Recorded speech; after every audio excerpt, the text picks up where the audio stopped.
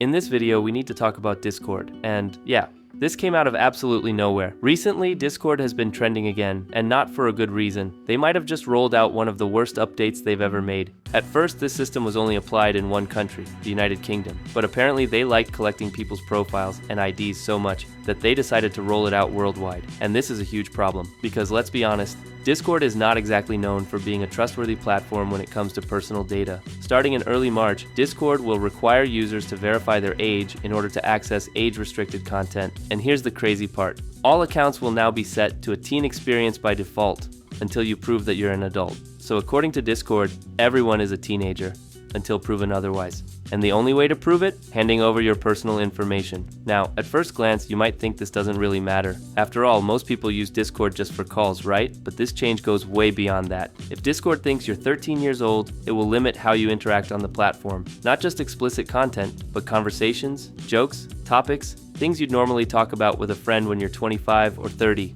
So a lot of things people have been doing on Discord for years will now be restricted. And if Discord decides something is not appropriate for your age, you simply won't be allowed to do it anymore, unless you give them your private information. And this is where people completely lose trust, because this feels like Discord laughing in our faces and then spitting on us. Why? Because they already tried this exact same thing in the UK a few months ago, and it went terribly wrong. There was a massive data breach. We're talking about 1.5 terabytes of leaked data and over 2 million government-issued ID photos being exposed and extorted. Some of you might remember this because we talked about it back then. Discord's response was basically, oh, it wasn't our fault. It was a third-party provider. They tried to wash their hands completely. At first, they didn't even want to admit how big the leak was. They said it only affected a small group of users. Turns out, it was over 70,000 people. So let's get this straight. They asked for sensitive ID data, then a couple months later, it leaked. And now, just 4 months after that, they're asking for the same thing again. And the worst part? This is not optional. Either you verify your age, or Discord treats you like you're 13 years old forever.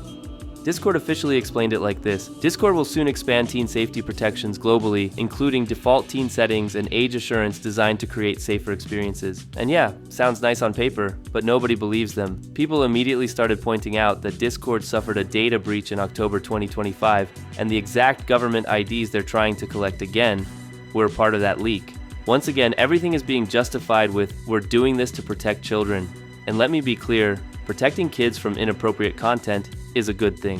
But trying to achieve that by collecting massive amounts of personal data that can later be leaked again is a joke. If this was really about privacy and safety, they would be reducing data collection, not increasing it. Also, assuming everyone is a teenager makes zero sense. There are accounts that were created 10 years ago. People are posting screenshots saying, I've been on Discord since 2016. How is your best guess that I'm underage? Others are showing how Discord's data collection is becoming less optional and more invasive by the day. Some users are now warning others to do everything possible to avoid revealing their real identity. You'll see comments saying things like, use game models, use Gary's mod models, Team Fortress 2 models, anything that works. Don't let corrupt corporations steal your data for profit. This was never about protecting children. If it were, privacy would be stronger, not weaker. This doesn't solve anything. It only makes things worse. Honestly, that speech went kinda hard. And as if this wasn't enough, people are now making tutorials on how to bypass Discord's facial verification. Some are even recommending specific Steam apps made just for this. Others are calling for a full-on boycott, hoping Discord will reverse the decision. Will that work? Probably not. The internet isn't great at coordinating. Most people just plan to not verify their age and wait for Discord to come back in a month saying, oops, we leaked the data again. And once again, many recommend using 3D models for verification because apparently, it works surprisingly well. Now here's an interesting theory I saw. Discord claims they are not storing your data. They say facial scans never leave your device, and that ID documents sent to partners are deleted almost immediately after verification. The theory goes like this. If Discord truly deletes your data instantly, then using a 3D model should permanently verify you as an adult. And Discord should never ask you again. But if weeks later they ask you to re-verify your age, that would suggest they kept your data and realized it wasn't a real face. It's just a theory, but honestly, it might expose whether Discord is lying or not.